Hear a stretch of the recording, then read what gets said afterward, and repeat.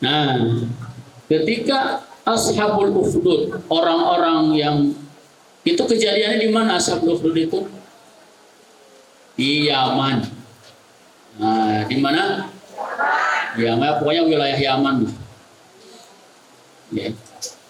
Ada di antara mereka yang kemudian lolos dan lari ke mana? Nyebrang laut ke Afrika, ke Raja Najasyi, Raja Habasyah. Minta bantuan, minta tolong. Ini negeri kami lagi bahaya nih, banyak yang dibantai oleh rajanya. Ya. Kemudian Raja Najasyi, Raja Habasyah mengirimkan 2 panglima perang. Salah satu dari 2 panglima perang ini namanya Abroha. Pergilah Abroha ini dengan panglima yang lain untuk membantu orang-orang yang dibantai tadi, rajanya dihancurkan, dibunuh. Maka siapa yang jadi pemimpin di situ? Nah, 2 panglima ini. Akhirnya 2 panglima ini berebut kekuasaan. Nah, cerita singkatnya gitu. Kemudian kalahlah lawannya Abroha. Maka Abroha lah yang kemudian menjadi pemimpin di Yaman. Semakin lama semakin sombong. Ya, dan Abroha, salah satu cita-cita Abroha itu ingin mengalihkan orang-orang yang tadinya datang ke Mekah, yang tadinya datang ke Ka'bah, supaya datang ke Yaman. Maka dia di Yaman itu bikin bangunan yang mewah, megah sekali. Lalu Abroha mengumumkan, mulai sekarang ya, orang-orang tidak boleh pergi ke Ka'bah, harus ke sini. Ya. Lalu ada orang Arab yang tidak suka, yang kesel. Dia pergi ke Yaman, ya, malam-malam, lagi nggak ada orang, dia masuk ke tempat itu, ya, ke bangunan itu, ke gereja itu, kemudian dia beol di situ. Tahu beol? Nah, pokoknya modal di situ. Modal, jangan modal itulah. Buang air besar. Banyak kencing, buang air besar di situ. Ya, kemudian dia kabur. Ya. Besoknya Abroha masuk, bawa apa ini? Siapa yang berak di sini? Marah deh. Ya, ketahuilah bahwa yang ngotorin gereja Abroha itu adalah orang Arab. Nah, semakin marah dia. Ya, akhirnya dia bikin pasukan untuk menghancurkan Ka'bah. Gitu ya. Dia pilih pasukan terbaik, ya. Dan di antara pasukannya itu ada pasukan gajah. Sebenarnya ketika Abroha pergi, itu banyak yang mencegah. Abroha, ngapain kamu? Jangan hancurin Ka'bah. Tapi nggak didengar. Ya, pokoknya Abroha tetap pokoknya harus hancurin di Ka'bah. Ya. Dan di antara pasukan gajah itu ada gajah yang paling besar. Ya. Begitu sampai di gerbang kota Mekah, ya, maka Abroha lihat apa? Lihat orang yang sedang mengembala unta. Untanya diambil. Ternyata itu unta punya siapa? Punya Abdul Muttalib. Abdul Muttalib itu adalah orang yang dituakan di situ. Maka dipanggil. Ya, dipanggil Abdul Muttalib ini. Atau ketika tahu untanya dirampas oleh Abroha, dia datang kepada Abroha. Ya. Begitu datang,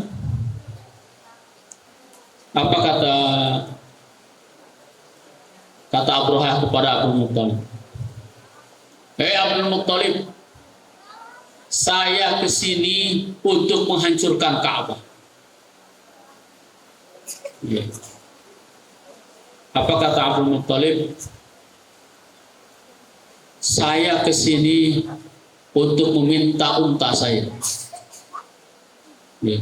Kata Abroha, kenapa kamu tidak menghalangi saya untuk menghancurkan Ka'bah? Kata Abdul Muttalib, saya pemilik unta. Adapun Ka'bah, dia punya pemiliknya yang akan melindungi. Ya. Apa bahasa Arab itu? Walil baiti rabbun yahmihi. Ka'bah itu punya pemiliknya yang akan melindungi. Wah, semakin tertantang tuh Abroha. Ya, udah kalau gitu ambil untamu. Ya, saya akan masuk untuk menghancurkan Ka'bah. Maka Abdul Muttalib pun menyuruh orang-orang untuk minggir. Pokoknya semuanya masuk rumah atau naik ke bukit. Jangan sampai pasukan Abroha kemudian menghancurkan lagi. Ya. Kemudian Abroha masuk, ya, belum sampai melewati gerbang, apa? Gajahnya gak mau maju. Gajahnya diem, gak mau bangkit. Ya, pas bangkit malah balik kanan. Pokoknya susah. Ya, gajah gimana? Mau dipaksa? Emang bisa? Ya, berat.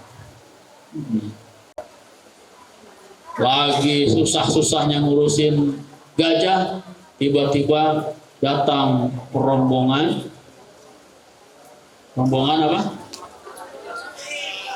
Konon katanya bukan burung ababil, tapi Sukhoi. Datang rombongan ababil dari arah laut. Tiba-tiba langit gelap, penuh dengan burung yang masing-masing membawa 3 buah batu, 2 di kakinya, 1 di paruhnya. Yang batu itu diambil dari mana? Dari neraka. Ya.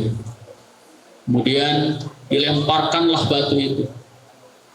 Dan batu itu ketika kena, ya, misalkan ke tubuh gajah, itu nggak mantul itu batu. Saking panasnya, itu langsung nembus ke bawah. Gitu. Jadi kalau kena tubuh orang, kan kalau batu dilempar mantul kan? Ini nggak mantul, langsung masuk parat. Ya, yang kena kepala keluar dari E-nya. Parat semua. Ya, kena pundaknya langsung parat ke kaki. Ya. Makanya disebutkan dalam Al-Qur'an ka'asfin ma'kul. Kayak daun yang dimakan, daun yang dimakan hancur. Ya, gajah hancur. Manusia apalagi. Ya, semuanya hancur. Nah, di tahun itulah Nabi SAW lahir. Makanya Nabi lahir tahun apa? Tahun gajah. Tahun di mana terjadi di tahun itu peristiwa gajah. Ya. Tahun berapa Masehi? 500. Nabi lahir tahun berapa Masehi? 571.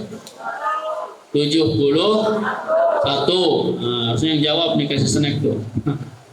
Snacknya udah dibagiin. Tahun 571 atau disebut dengan tahun gajah. Nah, itu salah satu peristiwa yang mendahului lahirnya Nabi.